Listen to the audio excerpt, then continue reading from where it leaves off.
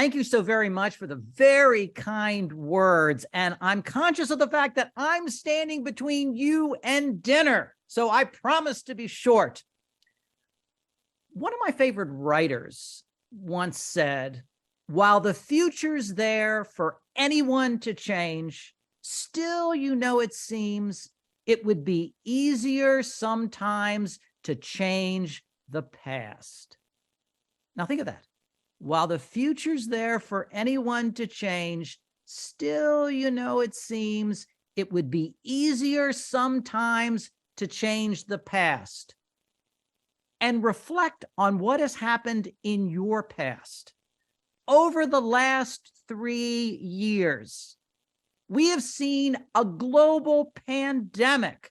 Schools have been closed, people have been separated, families have been torn apart, and millions, yes, millions of people have lost their lives. The very fabric of this country and this world was torn apart. And that was only a few short years ago. Another thing we've seen, January 6th, 2021, there was an insurrection at the U.S. Capitol, just a few miles from where I sit right now. In the United States, we pride ourselves on a peaceful transition of power. In 2021, we did not have a peaceful transition of power. The Confederate flag, a symbol of rebellion, a symbol of hatred, was brought into the U.S. Capitol. That did not even happen during the American Civil War.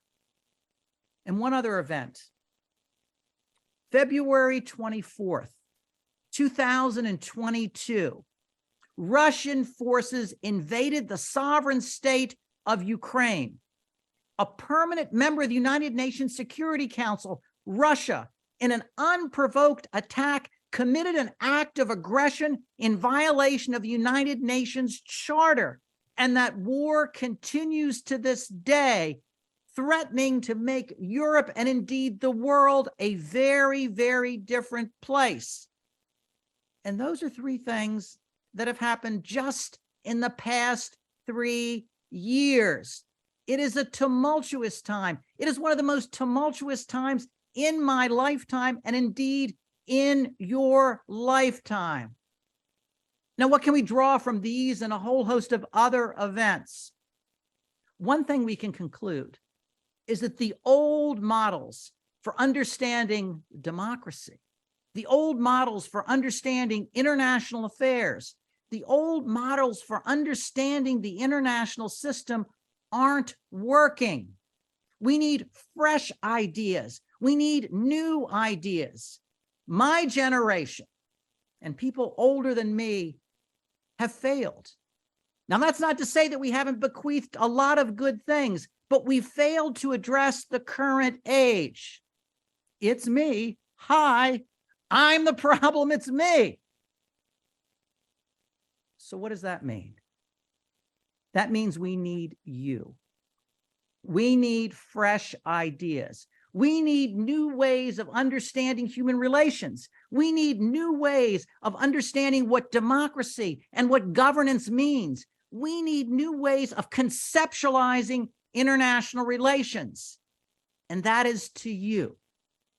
While the future's there for anyone to change, still, it seems it would be easier sometimes to change the past. But you can't change the past, but you can change the future. So my question to you is, how will you change the future? Because I know you will. Have a wonderful evening.